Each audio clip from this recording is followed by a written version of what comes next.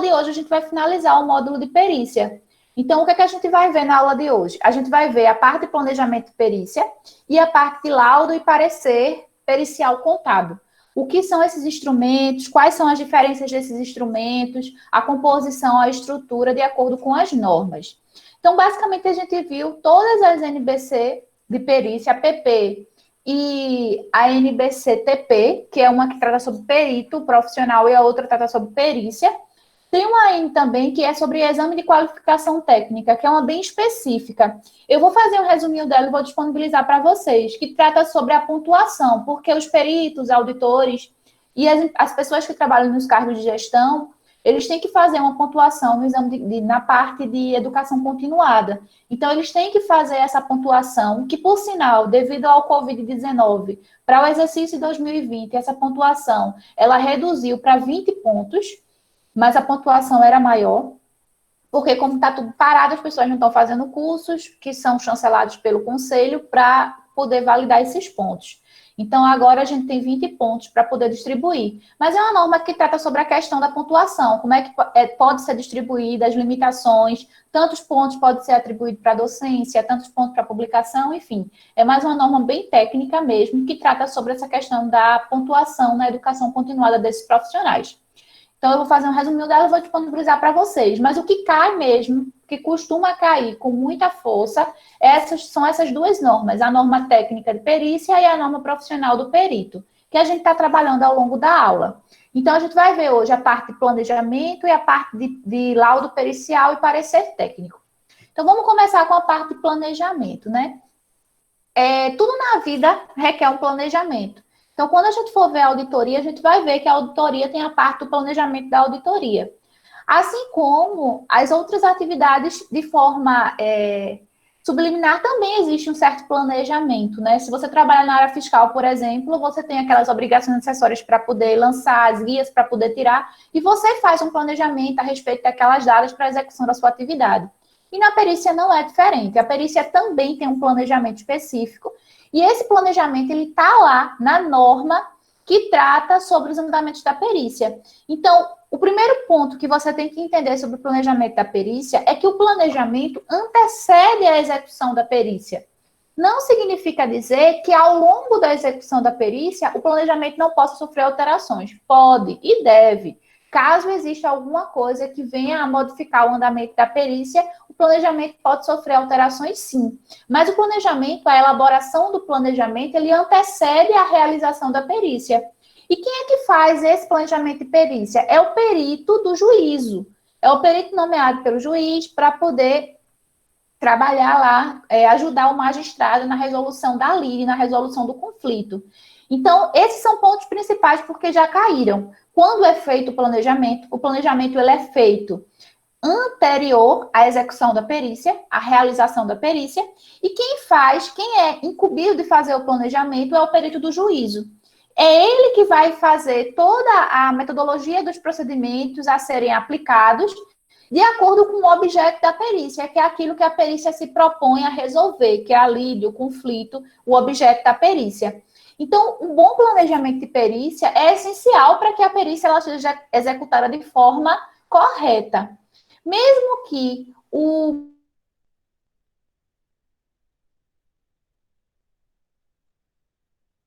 mesmo nesse caso, compete ao perito do juízo a realização, a elaboração do planejamento.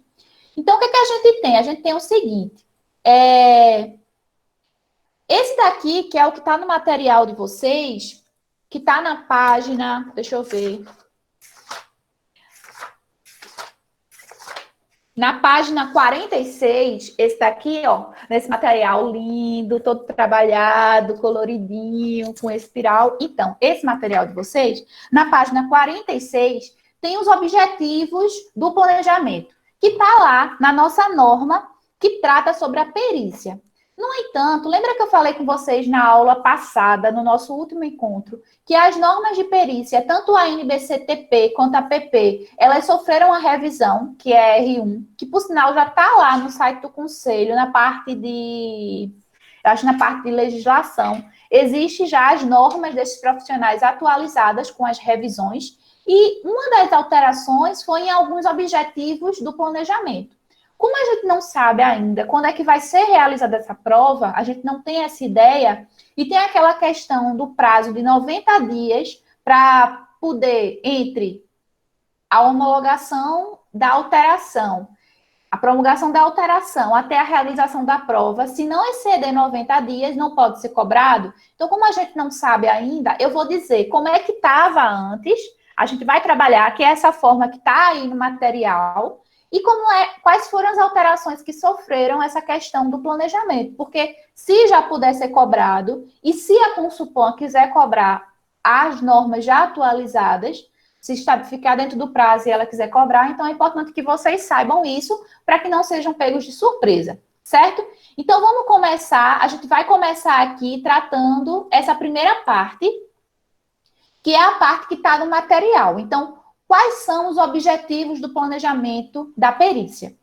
Quando caiu essa questão, cai muito assim, letra de lei, Ctrl+C, Ctrl+V. A banca vai lá, pega os objetivos e coloca no texto da questão. Então, é importante que vocês tenham familiaridade com os objetivos na linguagem que está no pronunciamento, para que vocês não fiquem perdidos.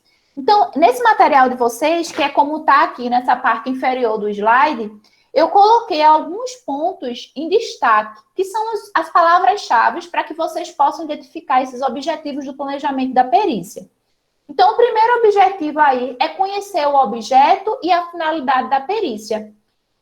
Tanto que, para fazer o planejamento, você tem que saber qual é o objeto da perícia para poder ver todos os procedimentos necessários, se vai precisar de equipe técnica, se não vai precisar, qual o tempo, se vai fazer diligência, se não vai, enfim. Todos os procedimentos necessários para a realização da perícia. Então, conhecer o objeto e a finalidade da perícia é um dos objetivos do planejamento da perícia, que está no material de vocês, o primeiro itemzinho. Então, tem assim, conhecer o objeto e a finalidade da perícia, a fim de permitir a adoção de procedimentos que conduzam à revelação da verdade, a qual subsidiará o juízo, o árbitro ou o interessado a tomar a decisão a respeito da lide, que é o nosso conflito, né? Que é o que a perícia se propõe a resolver, a nossa lide, o nosso conflito. Mais uma vez, qualquer dúvida que vocês tiverem, podem colocar aqui no chat, tá? Que ao longo a gente para e tira a dúvida, sem problema. Ou então, vocês podem ativar o microfone, pergunta, e depois desativa ele, para que não fique dando interferência no áudio da aula e na gravação final. Certo, jovens? Então, bora lá. O segundo ponto que está no material de vocês, que é o segundo objetivo da perícia, é definir a natureza, a oportunidade e a extensão dos procedimentos. Então, na medida que eu sei o objeto da perícia, que eu sei aquilo que eu me proponho a resolver, o meu conflito, a minha lide, eu vou definir a natureza, a oportunidade, os procedimentos, a extensão desses procedimentos.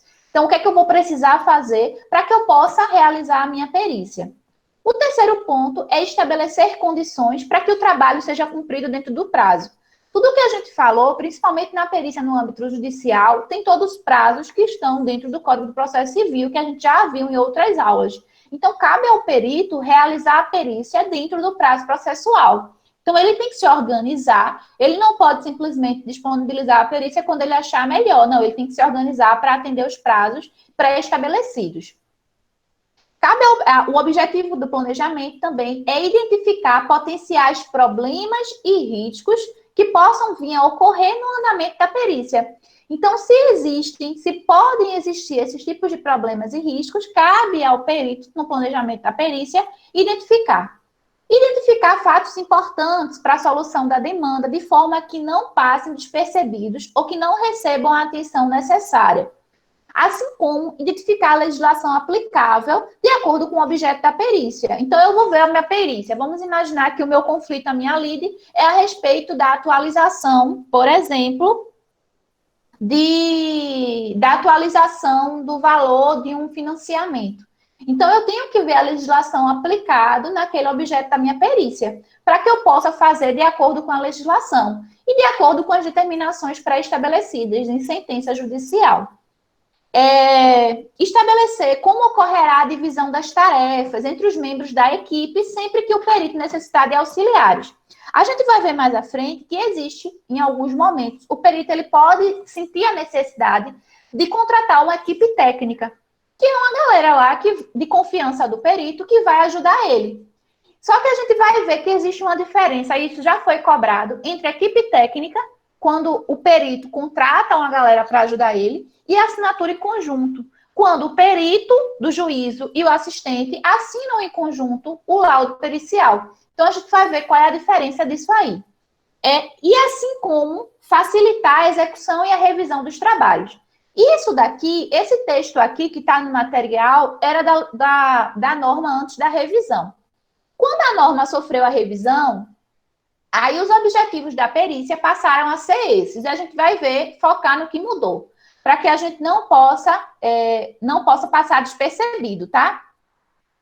Mais uma vez, se precisar alguém entrar e eu não ver, porque eu compartilhei a tela. Aí vocês podem me ajudar e me avisar, professora, libera para fulaninho entrar, certo? Tá todo mundo me ouvindo? Tá dando interferência, não? Alguma zoadinha, alguma coisa? Se der, olha os microfones, vejam se os microfones estão ativados, se não tiver, desativa lá, tá bom? Aí, bora lá.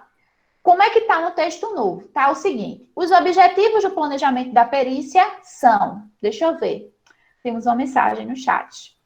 Mário, tudo ok por aqui. Ai, que bom, Mário, bom saber. É tão bom ler essas mensagens, me sinto bem blogs. Na verdade, é muito bom estar com vocês, né? Estou com saudade dos nossos encontros e das nossas loucuras organizadas. Muito bom estar com vocês e manter esse contato. Então, bora lá. Os objetivos do planejamento da perícia são... Então, o primeiro objetivo, conhecer o objeto e a finalidade da perícia. Basicamente, esse objetivo ele não sofreu alterações. Ele sofreu alterações só na parte final, para permitir a escolha de diretrizes e procedimentos a serem adotados pela elaboração do laudo pericial. Aí antes tinha, a fim de permitir a adoção de procedimentos que conduzam à revelação da verdade, a qual subsidiará o juiz, o árbitro, a tomar a decisão a respeito da lide. Assim, mudou, mas assim, o foco do objetivo é o mesmo, que é conhecer o objeto e o objetivo da perícia. Aí no outro tem o seguinte, desenvolver plano de trabalho, onde são especificados as diretrizes e procedimentos a serem adotados na perícia. Aí antes tinha o seguinte texto, definir a natureza, a oportunidade e a extensão dos procedimentos. Ainda continua como foco o estabelecimento das diretrizes e procedimentos, só que o texto ele mudou um pouquinho. Aí, estabelecer condições continuou igual, identificar potenciais problemas e riscos também, identificar fatos importantes também, identificar a legislação aplicável também, estabelecer a divisão de tarefas também. Só que o último objetivo, que é o objetivo de facilitar a execução e a revisão, no texto novo, ele saiu do campo de objetivo e ele está no campo de desenvolvimento do trabalho pericial, que está na seguinte leitura. O planejamento da perícia deve ser mantido por qualquer meio de registro que facilite o entendimento dos procedimentos a serem aplicados e sirva de orientação adequada à execução do trabalho. Então, assim, e sirva de orientação adequada à execução do trabalho. Então, era um objetivo da perícia facilitar a execução e a revisão dos trabalhos. Ainda, a norma diz que é importante isso, tanto que ela coloca no tópico 11, dentro do campo de desenvolvimento, mas deixa de ser um objetivo lá na lista dos objetivos. Então, basicamente, são essas as principais mudanças. Então, o que a gente tem que se ligar é o seguinte, se vocês puderem ter em mente esses objetivos, ótimo. E a gente, quando tiver a data, eu vou dizer, pessoal, a Consulplan pode cobrar as alterações, ou a Consulplan não pode cobrar as alterações na norma de perícia, que eu vou fazer a continha dos 90 dias, para que vocês já vão com essa ciência. Ah, professora, mas se não puder cobrar e cobrar, aí entra com recurso, como já foi feito nas 2 últimas provas, e é recurso ganho, porque fere o edital da prova, do exame, né? Então, esses são os objetivos do planejamento da perícia. A gente tem algumas questões para tratar sobre isso, mas antes, a gente vai falar um pouquinho sobre a parte do cronograma e a gente vai falar um pouquinho sobre a parte... Deixa eu colocar aqui, na parte do cronograma. Tem uns efeitos aí, ficar ruim de ver. Pronto. Cronograma, planejamento da perícia. Então, dentro do cronograma pericial, que está dentro do planejamento, tem que ser... O que é que eu vou colocar lá?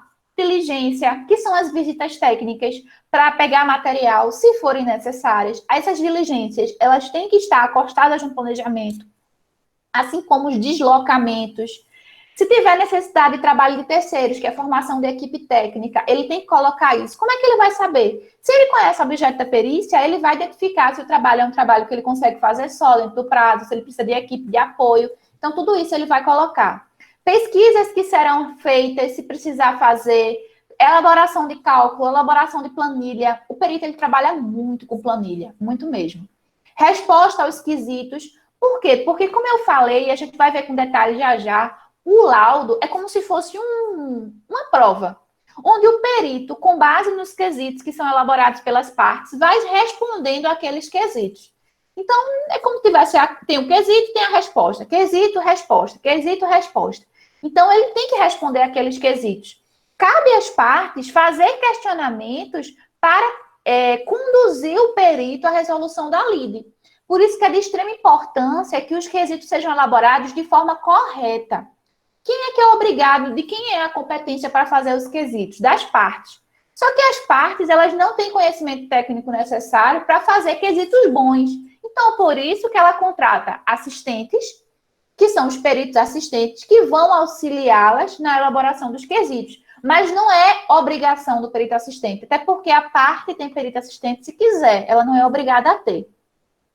E o prazo para apresentar o laudo e o oferecimento do parecer tem que estar tudo lá no planejamento da perícia, dentro do cronograma pericial. Aí que eu falei, a norma, ela fala isso, e isso não sofreu alteração, que quando a perícia exigir a utilização de trabalhos de terceiros, que é formação de equipe técnica, quem é que vai contratar essa galera? O perito do juízo, que são pessoas que ele confia, que tem as qualificações necessárias. Só que isso tem que estar dentro do planejamento de perícia, essa necessidade de formação de equipe técnica.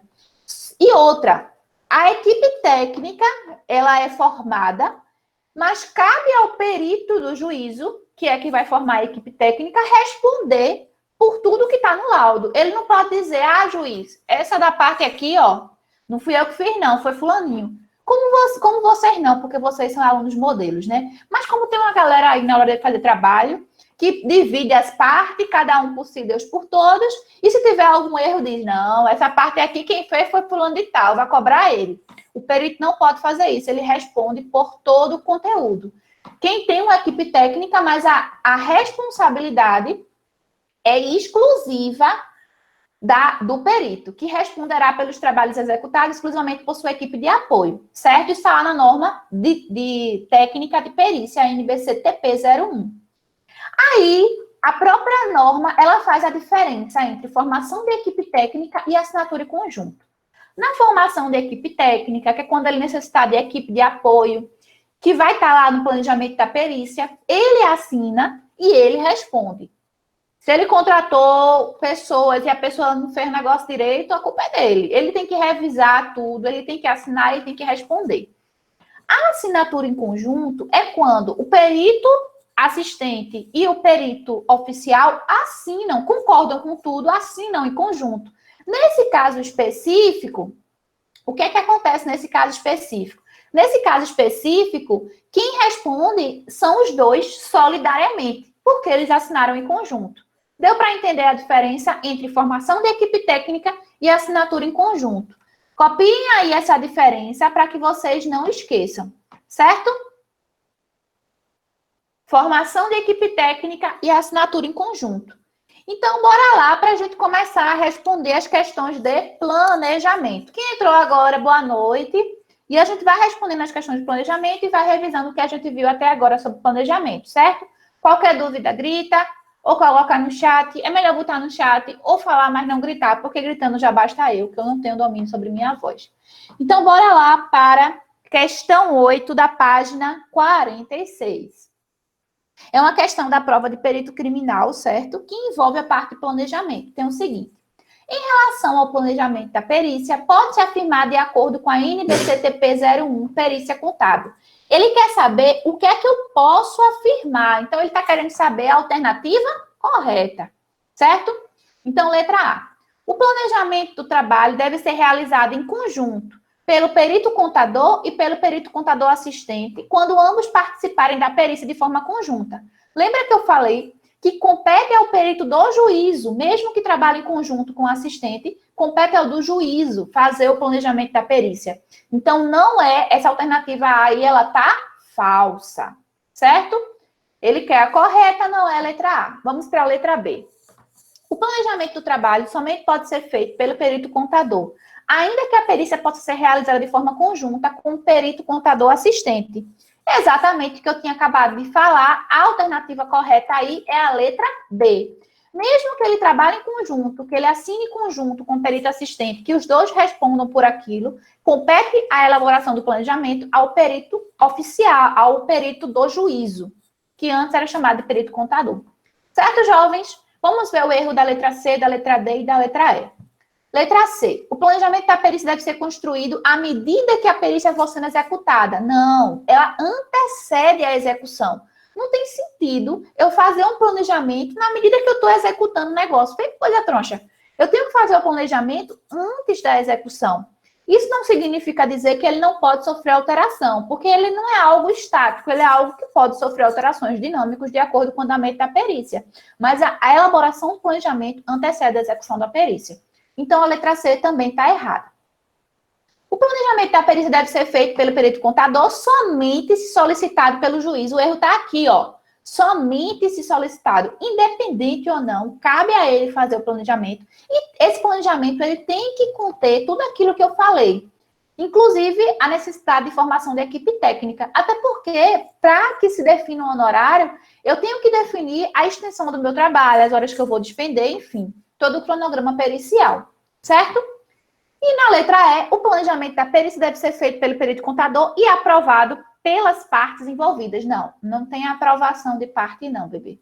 Então, a letra E também, ela está errada. Logo, a nossa alternativa é a letra B. Marquem aí, galera, a letra B da nossa 8ª questão, que trata sobre planejamento de perícia. Dúvidas até agora? Tranquilo? Tudo ok? Podemos seguir o fluxo? Por favor, pode repetir a diferença? Posso sim, meu amor. Vamos lá. Assinatura em conjunto e formação de equipe técnica. Na formação de equipe técnica, que é o que está aqui nesse slide, o perito contrata uma equipe de apoio, mas ele assina e ele responde por aquilo que está no meu laudo. Na formação de equipe técnica. Na assinatura em conjunto, o perito do juízo, junto com os assistentes, assinam em conjunto. Então, os dois assinaram, os dois respondem solidariamente. Essa é a grande diferença, que é como está lá na nossa NBCTP. Quando se trata de laudo pericial assinado em conjunto, há responsabilidade solidária sobre o referido documento. Então, essa é a grande diferença. Lembrando que esse material eu vou disponibilizar, certo? Me lembrem, por favor. A da nossa aula 2 eu acho que eu não mandei, mas a da aula 1 eu mandei. Ou eu não mandei nada, porque também só Jesus nessa professora.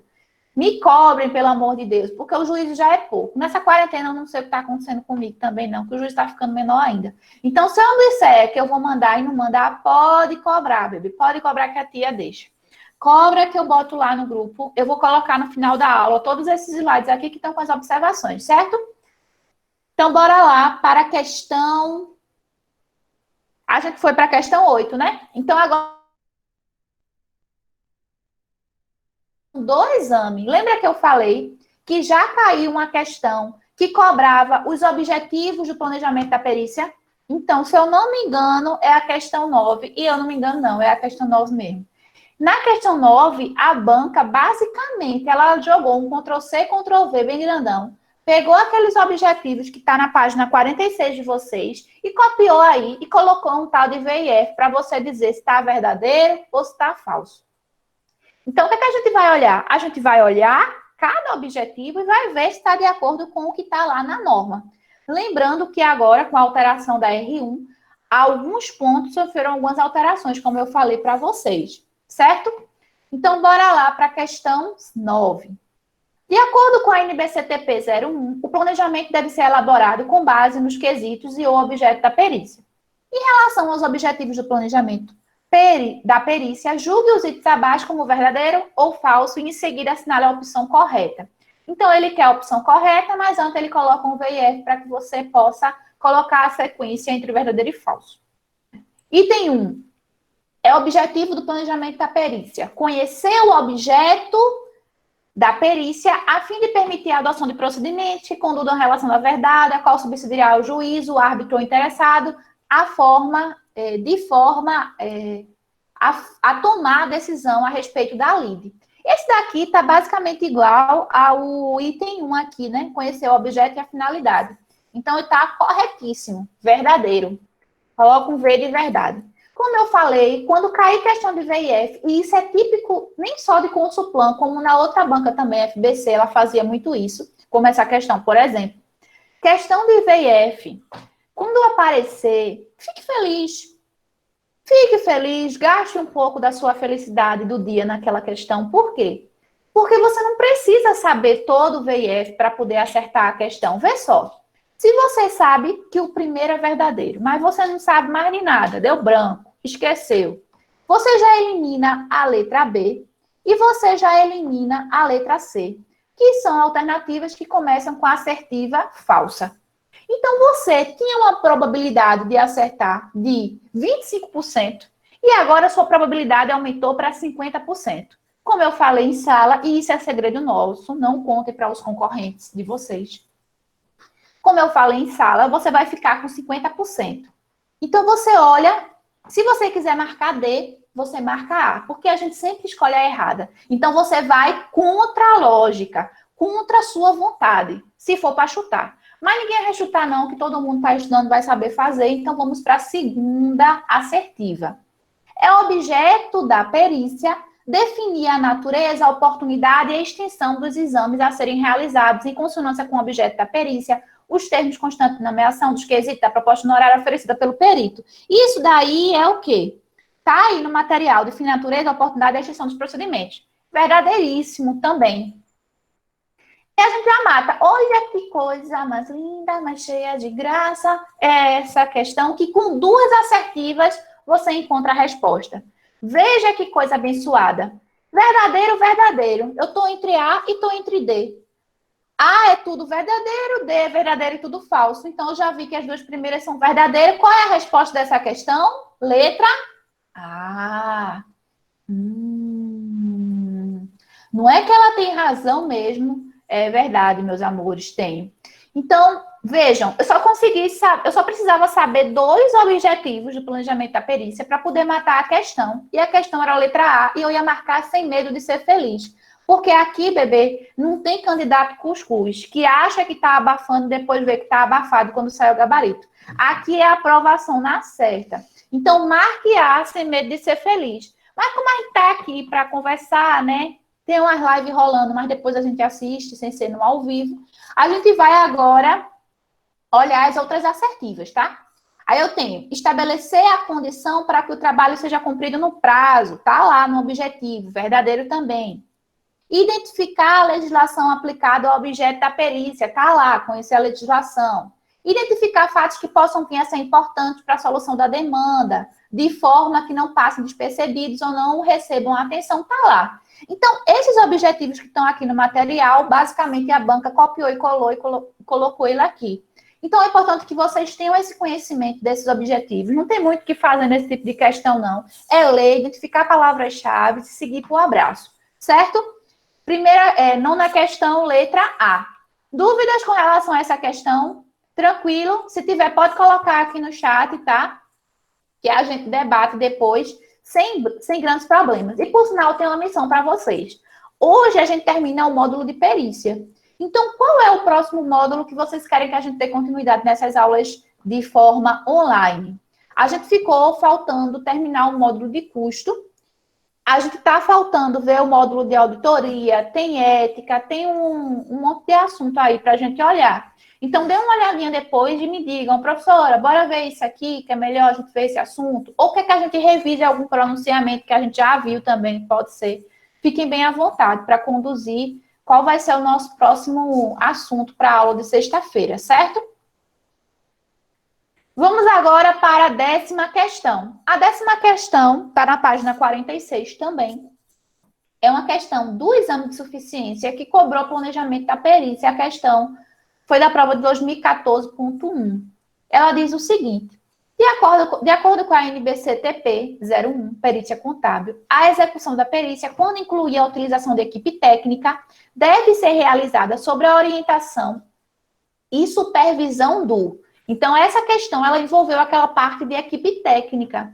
Lembra que eu falei? Diferença entre formação de equipe técnica e assinatura em conjunto. Formação de equipe técnica. O perito do juízo, ele contrata a galera de confiança dele para formar a sua equipe, mas ele responde, ele revisa e responde e supervisiona tudo que está ali no laudo. Então, de quem é a orientação e a supervisão? É do advogado que está na letra A? Não, bebê. O advogado, ó, tem nada a ver com isso. É do juiz? Também não. É do Ministério Público? É de quem? Do perito, que assume a responsabilidade pelos trabalhos, devendo assegurar-se de que as pessoas contratadas estejam profissionalmente capacitadas à execução. Então, a resposta aí correta seria a letra D. Letra D. Então, é isso aí. A parte de planejamento é isso aí. Se liguem nas alterações, que foram as alterações que eu falei dos objetivos, mas que estão aqui nesse slide, ó. Essas são as alterações, esse aqui já é o que estava no material. Eu vou passar para vocês. E essa questão de assinatura em conjunto, formação de equipe técnica, que também já caiu e pode ser cobrado novamente. Certo? Então, esses aí são os pontos principais da parte de planejamento. 8º, letra B. 9º, letra A. Muito bem. E 10º, letra D. 10º, D. Fechamos a parte de planejamento. Então, agora a gente vai entrar na parte de laudo e parecer. A gente vai ver o que é esse instrumento, o que é o laudo, o que é o parecer, quais são as diferenças, como é que isso é cobrado. E depois a gente vai ver um adendozinho que é sobre quesitos, que é uma coisa que não tem caído muito, mas que o quesito, ele compõe o laudo, compõe o parecer, então é importante saber os tipos de quesito, e a gente vai trabalhar a parte de quesitos também, certo? Então, podemos seguir, todos vivos, sobreviventes de uma sexta-feira à noite. Vamos começar a parte de laudo e a parte de parecer técnico. Simbora, então.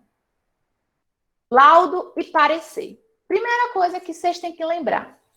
O laudo e o parecer são os instrumentos onde o perito vai colocar as conclusões do trabalho que ele desenvolveu, da perícia. São instrumentos bem parecidos em sua estrutura. Na norma de perícia, tem lá a estrutura do laudo e a estrutura do parecer. Então, eles são bem parecidos. Só que o laudo, ele é o instrumento elaborado pelo perito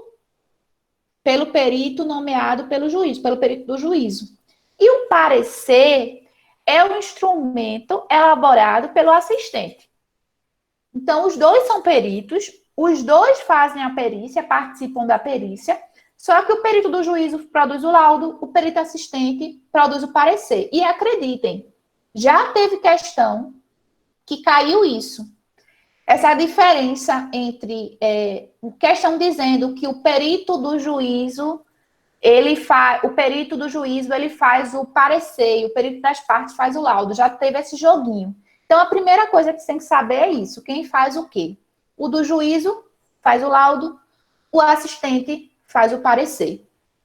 Então, o laudo pericial e o parecer devem ser elaborados somente por contador ou pessoa jurídica, se a lei assim permitir, que esteja devidamente registrado e habilitado, né? Como a gente sabe.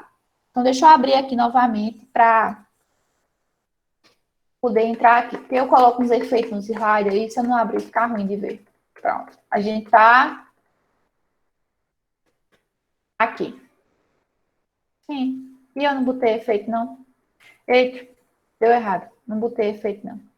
Vou botar agora. É assim, ó, quem quiser aprender aula de PowerPoint, você coloca a fórmula, coloca o texto, vem aqui em animação e coloca o efeito que você quiser. Aí você coloca o efeito na forma, coloca o efeito no texto, agora vai dar certo. Aí fica uns efeitos bem bonitinhos, porque quando o aluno está dormindo, que você bota muito efeito no slide, acaba chamando a atenção do aluno, ele desperta. Como tá aí, ó, esses efeitos, tá vendo? Então, deixa eu botar aqui. Pronto. Então, agora a gente vai para a estrutura. Então, a primeira coisa que tem que saber é isso. Quem é que faz o laudo? É o perito do juízo. Quem é que faz o parecer? É o perito assistente, que é o assistente técnico das partes. Existe uma estrutura? Uhum. Acreditem, quem já teve a oportunidade de trabalhar na área ou de ver alguns artigos científicos que trabalham temas relacionados à estrutura de laudo parecer, percebem que muitos dos peritos e muitos dos pareceres, dos laudos e dos pareceres que são acostados nos processos, eles não seguem essa estrutura que está definida na norma, mas deveriam seguir. Por quê? Porque a norma diz que os peritos e os assistentes, eles são livres para fazer o laudo como acharem melhor, contanto que tenham, no mínimo, esses elementos. Então, isso que eu vou colocar agora, essa estrutura que eu vou colocar agora, elas são estruturas, são elementos essenciais e obrigatórios para o laudo e para o parecer. E já caiu. A banca já quis saber se você sabia qual eram esses elementos obrigatórios no laudo e no parecer técnico.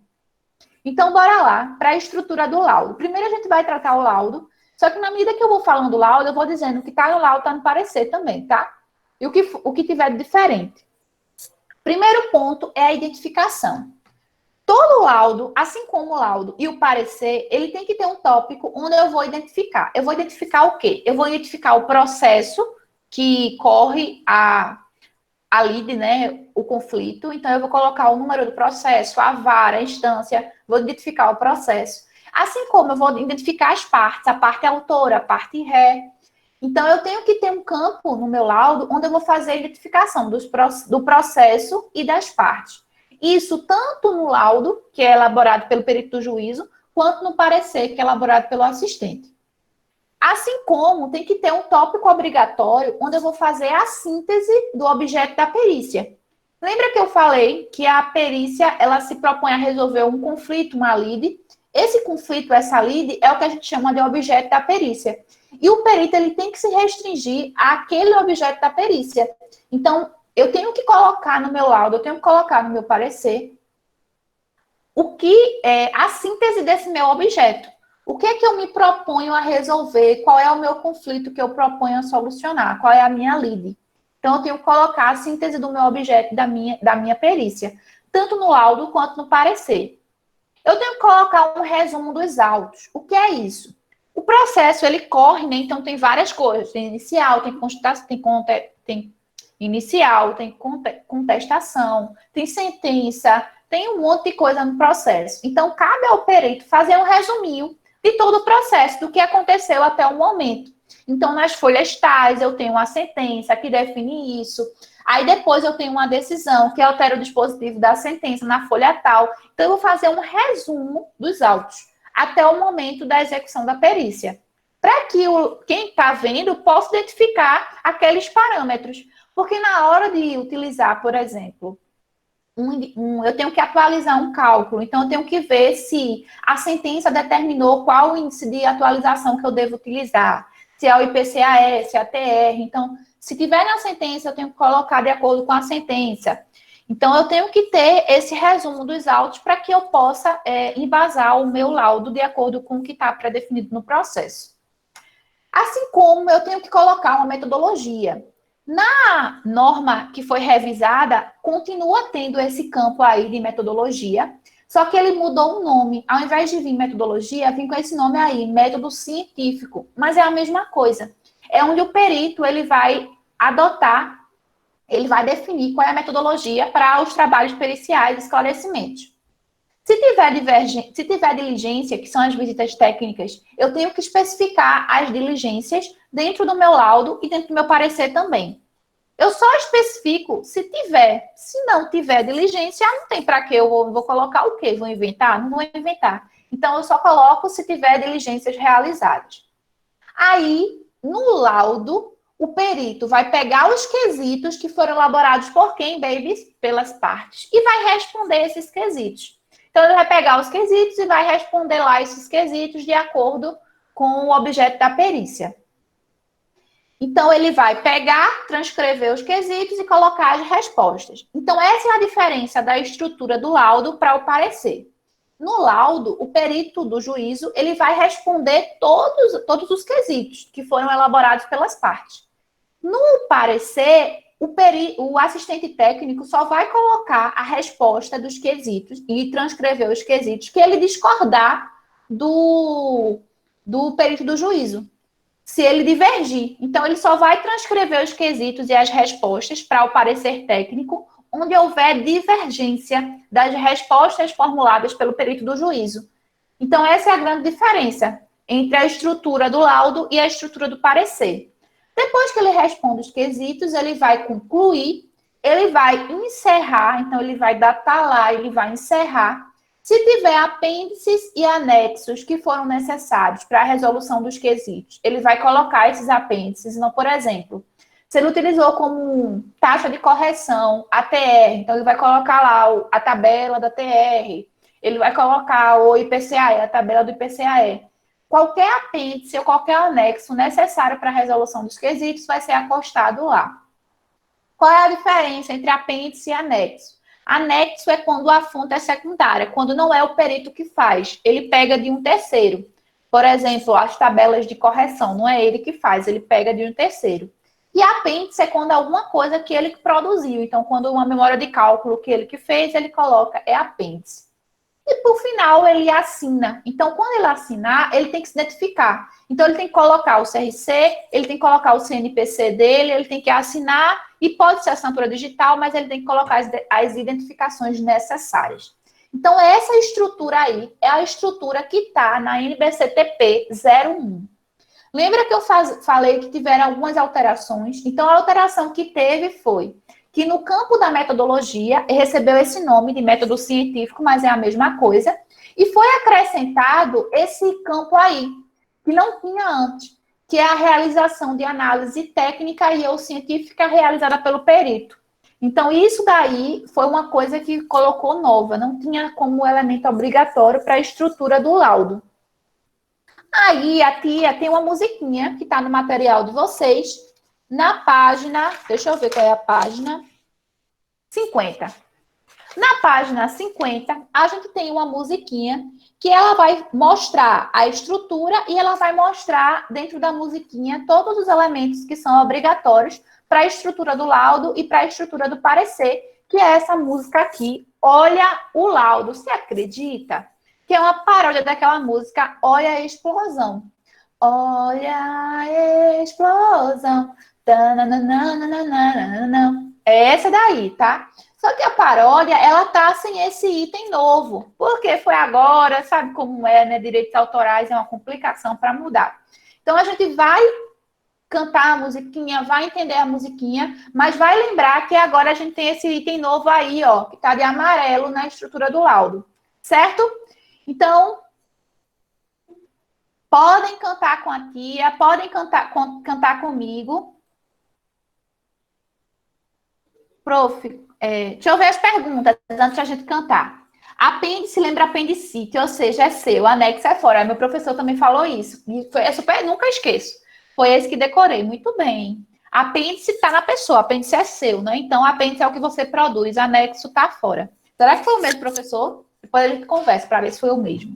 Bruna, prof, no caso a diferença é só a divergência das respostas do perito do juízo e as demais são iguais, tanto no laudo é.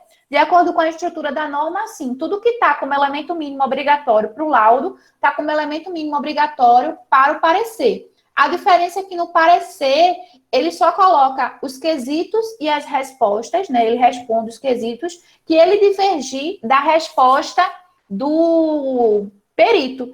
Por isso que quando ele concordar com tudo, ele pode assinar em conjunto, porque aí não precisa ele fazer um outro elemento. Ele assina em conjunto e tá ok. Certo? Então, vamos para a musiquinha. Então, a musiquinha é essa aqui, ó. Deixa eu colocar a musiquinha pra gente. Deixa eu baixar aqui a batida. A música é assim, ó. Olha o laudo, Tudo começa com a identificação, define um objeto e faz um resumão, mostra o método de elaboração, se houver diligência, detalhe ela então. Ão, pam, pam, param, pam, param, parará. Aí continua. Olha a continuação, transcreva os quesitos com sua solução e depois disso tudo eu faço a conclusão. Encerre e assino para identificação, ajudando o magistrado a tomar uma decisão.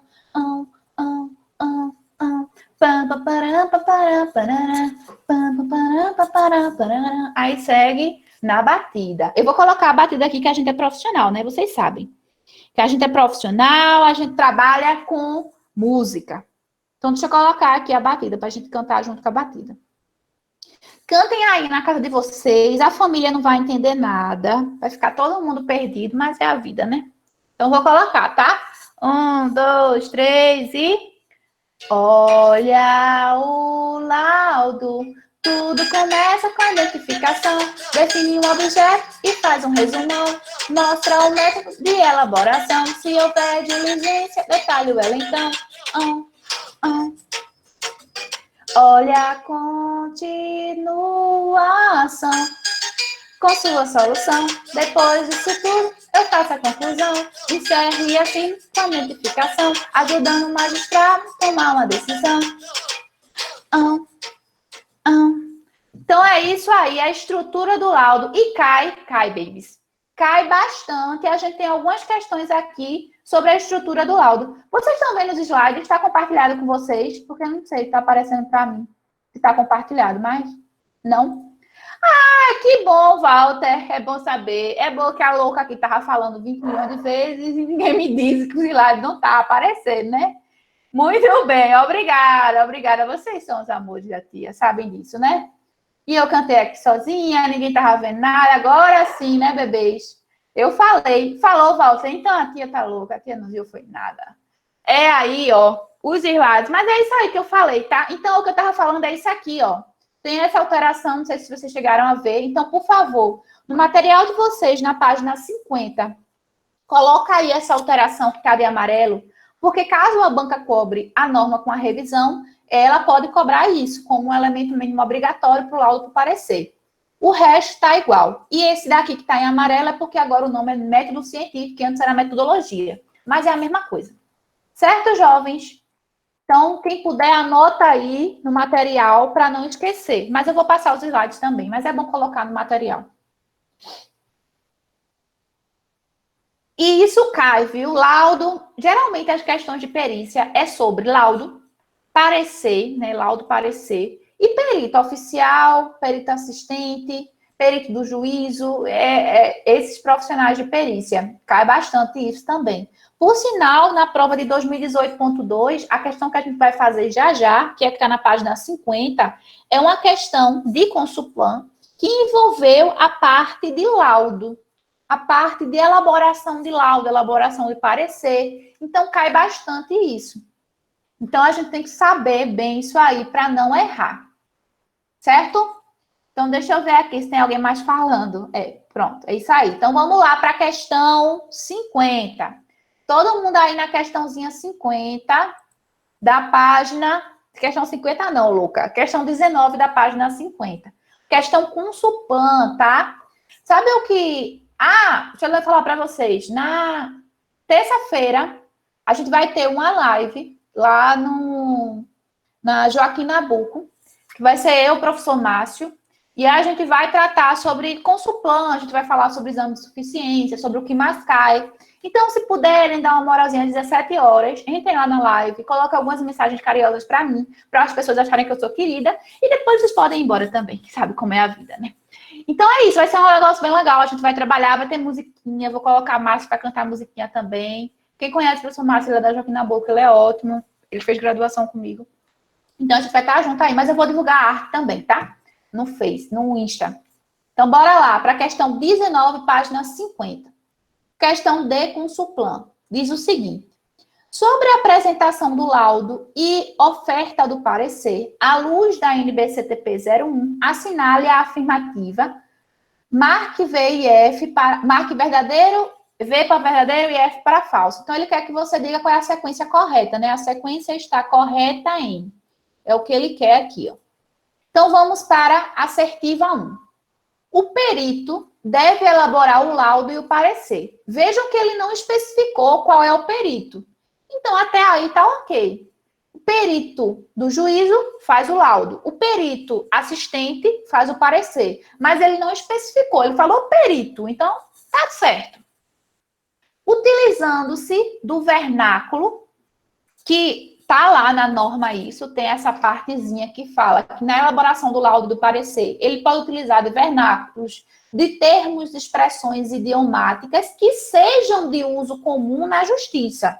Ele não pode simplesmente colocar um monte de palavras no latim, grego, sei lá, para ficar mais bonito, não. Ele só pode utilizar de expressões e vernáculos de outros idiomas de uso comum da justiça. Aí a questão fala o seguinte: utilizando-se do vernáculo, sendo admitidas palavras ou expressões idiomáticas de outras línguas e de uso não comum nos tribunais judiciais ou extrajudiciais. O erro está aqui, ó. Uso não comum. Então, ele pegou uma partezinha que está na norma e ele mudou, colocou um não. Então, se você entrar na norma, tem que ele pode utilizar de vernáculos, sendo admitidas palavras, expressões idiomáticas de outra língua, contanto que sejam de uso comum na justiça. E ele colocou de uso não comum. Então, a assertiva 1, ela é falsa. Mais uma vez, questãozinha com suplan, ó. Só sei uma. Eu já elimino a letra A, que começa com verdadeiro, e já elimino a letra C. Olha que coisa mais linda, mais cheia de graça. Já eliminei duas assertivas. Aí eu sou esperta, eu vejo, ó, falso, falso. Verdadeiro, verdadeiro. Falso, falso. Então, eu só preciso saber se essa última assertiva ou ela é falsa ou ela é verdadeira para poder matar a questão. Porque as outras assertivas estão iguais na letra B e na letra D. Então, vamos direto para a última assertiva. Depois a gente volta. Aí a última assertiva, vamos ler com calma. A linguagem adotada pelo perito deve ser clara, concisa, evitando o prolixo e a tergiversação. Exato. Está correto. Tem que ser clara, concisa. O laudo ele tem que ser expresso de uma forma que as pessoas consigam entender, possibilitando aos julgadores e às partes o devido conhecimento da prova e a interpretação dos resultados obtidos. Se ele tivesse parado aí, era verdadeiro. Que tá tudo certo aí o que ele falou. Aí vê o que ele coloca depois. Parece aquele negócio, sabe? Que você faz um negócio errado, aí você tenta consertar e fica mais errado do que um negócio que você tinha feito errado antes. E é melhor que o povo diz, quanto mais mexe, mais fede. Então, tá? Começa assertiva aqui. Se tivesse parado até aqui, ó, estava tranquilo, colocava V e seguia feliz para aprovação. Aí ele continua. As respostas não devem ser objetivas e nem lacônicas. What? Como é que a resposta não deve ser objetiva, mas também não deve ser lacônica? Pelo contrário, ela deve ser objetiva e não deve ser lacônica, de fato. Não deve deixar vago, ela tem que ser objetiva. Então, o erro está justamente aí nessa partezinha. Percebam a importância de ler todo.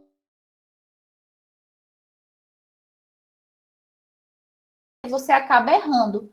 Porque ele troca um não por um sim por um não, tira uma coisinha, coloca a outra, que muda todo o sentido.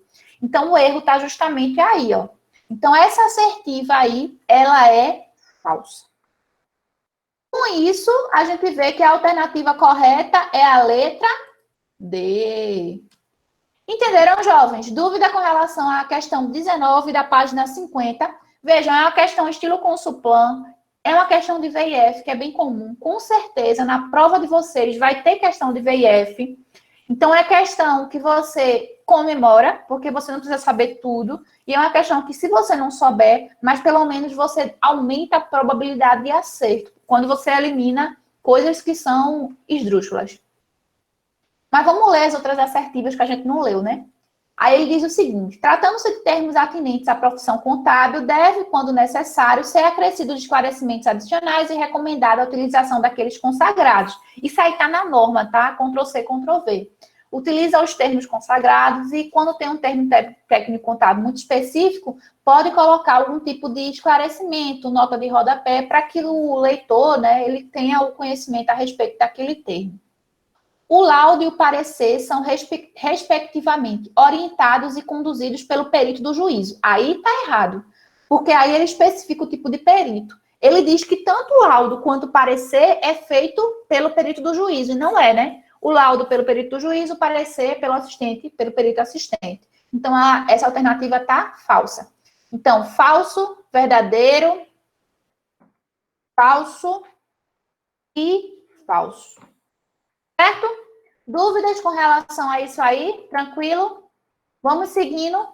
Vamos para a questão 20, da página 51.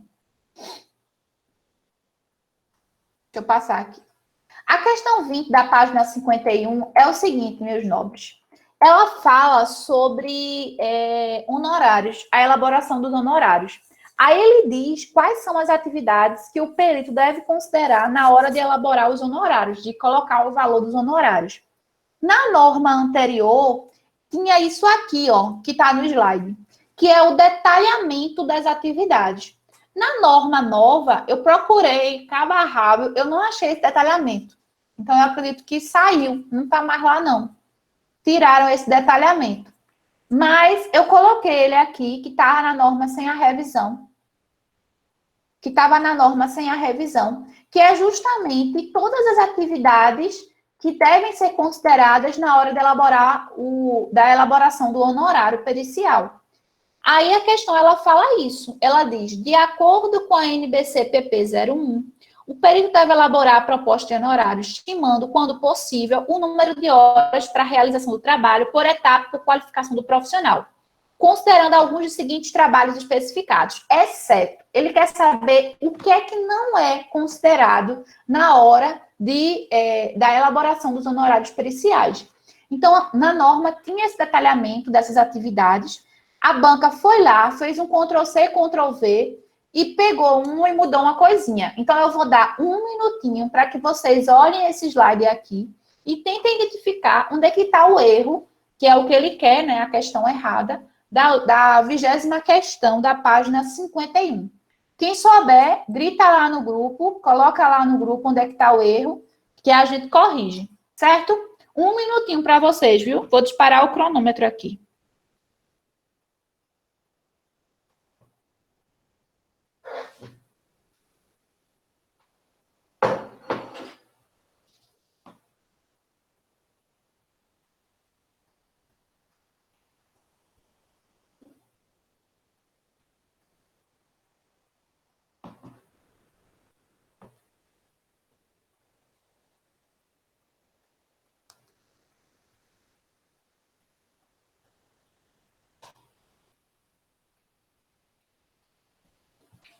Acho que alguém já fez aí, que eu estou escutando uma zoadinha.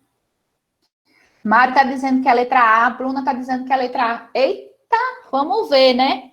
Olha direitinho aí, viu? Verônica está dizendo que é a letra A. Olhem direitinho, caros nobres alunos. Letra por letra, leia tudo, viu?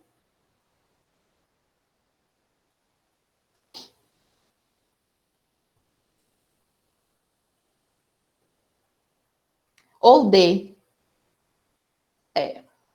Vamos ver.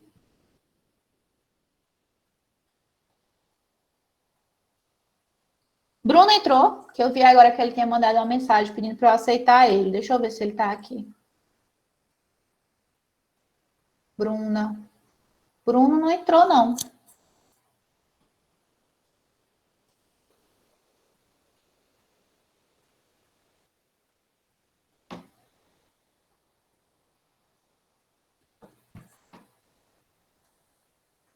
D. Tá vendo, bebês? É complicado, porque a banca... Exatamente. Veja como ela é sacana. Ela muda um negocinho e ela que muda todo o contexto. Eu estava dizendo aqui que na live, eu não sei se vocês estão assistindo, mas como eu falei para vocês já antes, né? Eu assisto Big Brother meramente para fins científicos. Por quê? Porque é um programa onde a gente vai verificar como pessoas normais agem sob situações extremas. Então, é pela ciência que eu assisto. E como eu tinha falado para vocês, como eu tinha comentado aqui, quando eu estiver falando da live, que eu for falar da Consuplan e vou dizer para o que é que eu acho da Consuplan, eu vou simplesmente usar aquele áudio de Rafa Kalimann, que diz que ela é incoerente em todos os seus jeitos, andados. Por quê? Porque a banca ela é incoerente, sim. Ela fez 2 provas de 2018 totalmente teóricas, e na prova de 2019, ela começa a cobrar muita prática, então a gente fica sem ter um meio termo, a gente não sabe se a prova ela vai ser carregadamente teórica, se ela vai ser carregadamente... Então, a gente tem que trabalhar de todas as formas possíveis. Mas é a banca que vai elaborar a prova e é a banca que a gente vai ter que ter como parâmetro. Certo? Então, por isso que a gente responde tanto questões da Consuplan, quanto questões da prova no caso daqui, de qualificação técnica. A gente responde questões da FBC, que era a outra banca, porque elas podem também repetir. Não li o final da letra D, é isso, tá vendo? Então, eu também, a primeira vez que eu olhei, eu tive dificuldade de achar a resposta quando eu vi essa questão pela primeira vez, porque a gente fica tão afobado, lê tão rápido, que acaba não lendo o final das assertivas. E muitas vezes o erro, a palavra, a coisa que está diferente, está lá no finalzinho. Então, vamos ver juntos essa questão aqui. A questão 20 da página 51. Ela diz o seguinte. Aí ela pergunta, né, o que é que está errado, o que é que não é considerado para a elaboração dos honorários periciais. Aí na letra A tem retirada e entrega do processo ou procedimento arbitral. Aí na norma tem o seguinte, o perito deve elaborar a proposta observando o disposto no item tal e seus subitens, estimando, quando possível, o número de horas para a realização do trabalho, por qualificação do profissional, considerando os trabalhos seguintes especificados. Então, retirada e entrega dos autos está dentro dos trabalhos que ele coloca como trabalhos essenciais para a elaboração dos honorários. Então, a letra A está correta. Aí ele continua aqui, ó, na letra B, pesquisa documental e exame de livros. Aí eu tenho, ó, que é pesquisa documental e exame de livros, contábeis, fiscais e societários. Está Ctrl+C, Ctrl+V aí. Aí depois tem elaboração de planilhas, cálculos, aí tá aqui, ó, esse item. Cadê? Realização de planilhas, cálculos, quadros, gráficos, simulações e análise de resultado. Aí, na letra D da questão, tem elaboração de termo de diligência. Aí tem aqui, ó, preparação de termo de diligência para arrecadação de provas. Até aqui tá perfeito. E comunicação às partes, terceiros e peritos, contadores, assistentes. Aí ele coloca na questão assim, em comunicação exclusiva aos advogados. Aí esse é o erro da questão. Porque lá tem dizendo para comunicação das partes, do juízo, terceiros e afins. E aqui ele especifica como se fosse exclusiva apenas aos advogados. Sempre que tiver esses termos, que são termos assim, exclusivo, único, que são termos bem restritivos, a gente tem que ter atenção específica nisso. Porque na maioria das vezes está errado. É o que coloca o erro na questão. Se tivesse parado aqui em provas, se tivesse só essa partezinha aqui, estava certo, você podia considerar certo, sem medo de ser feliz. Então, jovens, 20ª questão é isso. Aí, na questão 21, o que é que a gente tem na questão 21? Na questão 21, a gente tem justamente cobrando, a banca cobrando, só que isso foi na prova de qualificação técnica, não foi na prova do exame de suficiência, não.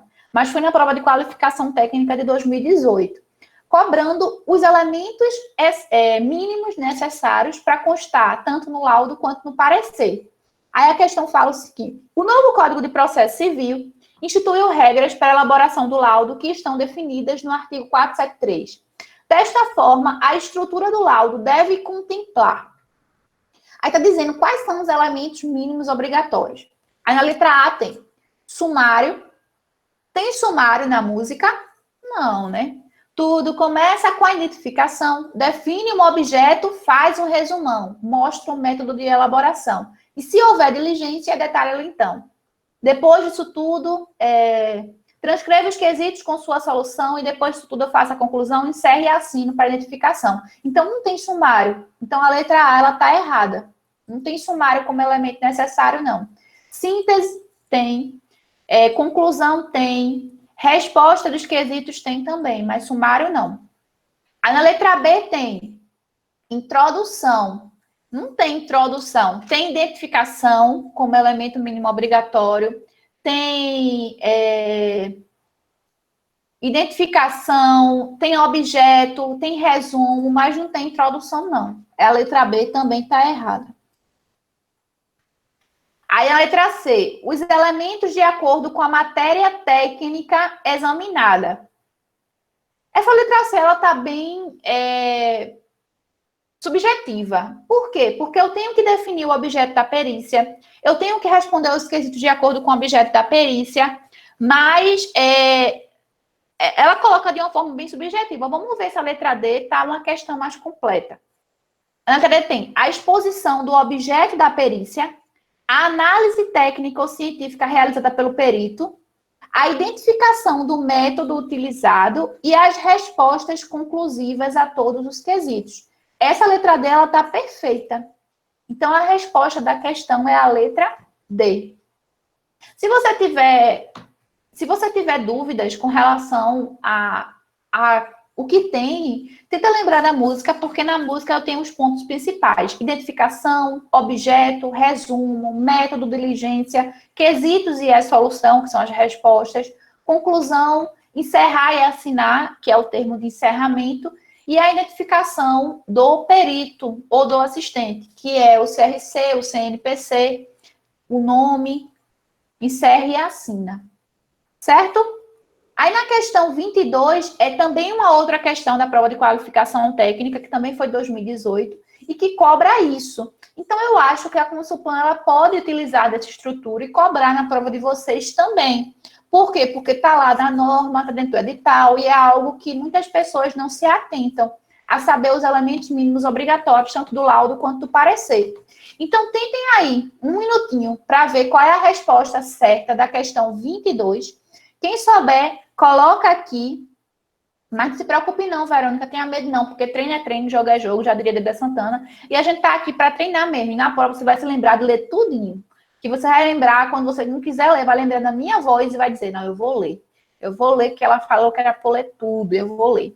Então, vamos lá. Quem souber a questão 22 da página 51, a resposta, coloca aí no grupo. Um minutinho para fazer.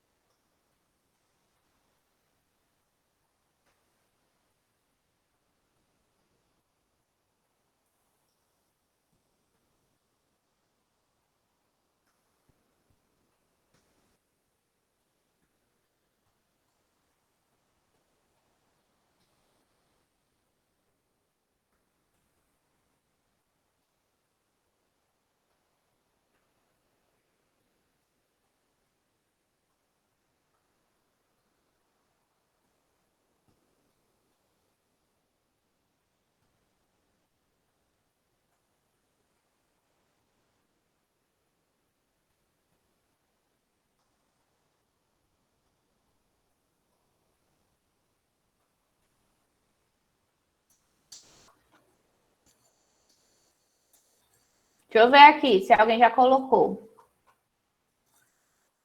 Essa foi de agora, foi, né? D. Bruna colocou D, Walter colocou D. Vamos ver. Vamos ver se é D. Sim, certo. Vamos ver lá, vamos fazer juntos. Com base na NBCTP 01, perícia contábil, indique apenas os itens que compõem a estrutura do laudo e em seguida assinale a opção correta. Aí tem data de citação do réu e prazo para entrega do laudo. Não tem isso lá, né? Tem resumo dos autos, mas não tem isso não. Então, tá errado isso aqui. item 1 não é como elemento mínimo obrigatório. Se 1 não é, então a gente já elimina a letra C, né? Aí vamos para o 2, síntese do objeto da perícia. Então, eu tenho que fazer uma síntese do objeto da perícia. No item 3, tem declaração sobre impedimento de suspeição. Nada a ver. Tem que, até porque, se tiver impedimento de suspeição, o perito não deve nem participar da perícia. Então, não tem nada a ver isso aqui. O item 3 estando errado, a gente já elimina a letra B. Elimina ela. E agora vamos ver. Relato das diligências realizadas. Se houver diligência, detalhe o elentão. Diligência são as visitas técnicas. Então, esse daqui é. Sendo esse, a gente já sabe que a resposta é D. Muito bem, gente. Gostei de ver isso aí. Letra D. E por último, transcrição dos quesitos. Transcreva os quesitos com sua solução. Então, eu transcrevo os quesitos e eu, transcrição dos quesitos, respondo ele e depois eu concluo. Depois disso tudo, eu faço a conclusão, encerro e assino com a identificação, ajudando o magistrado a tomar uma decisão. Então, é isso aí, jovens. Os elementos mínimos obrigatórios para o laudo e para o parecer. Lembrando que a diferença é que um é elaborado pelo perito do juízo e o outro é elaborado pelo perito das partes, que é o perito assistente. E a diferença na estrutura é que no parecer, o perito assistente ele vai transcrever os quesitos cuja resposta ele discorda das respostas do perito da parte, do perito do juízo. Então, ele, como perito das partes, ele vai transcrever os quesitos que há discordância com relação à resposta do perito do juízo. Se ele concordar com tudo, ele assina em conjunto, então não precisa nem colocar parecer. E na assinatura em conjunto, os dois respondem solidariamente. Certo? Então, para fins de questão, deixa eu ver, tem a última, questão 23, que é a questão da página 51. Essa daí foi questão do exame de suficiência, que cobrou justamente a estrutura, mas ela não foi questão com supla, não. Ela foi da prova de 2012, então pode cobrar, pode cair nessa prova de agora. E espero que caia, porque eu tenho certeza que vocês vão acertar. Então, bora lá. Um minutinho também. Quem souber, já coloca lá no grupo para ver se vocês estão pegando o assunto. Quem souber, coloca no grupo para ver se está ok. Certo?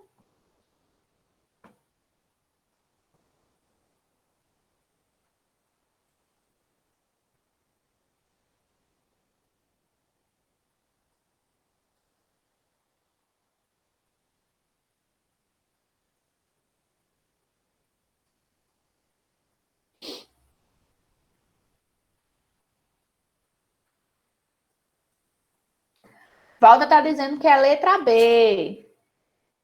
Vamos ver se Walter acertou. Mas, de verdade, letra B, Verônica.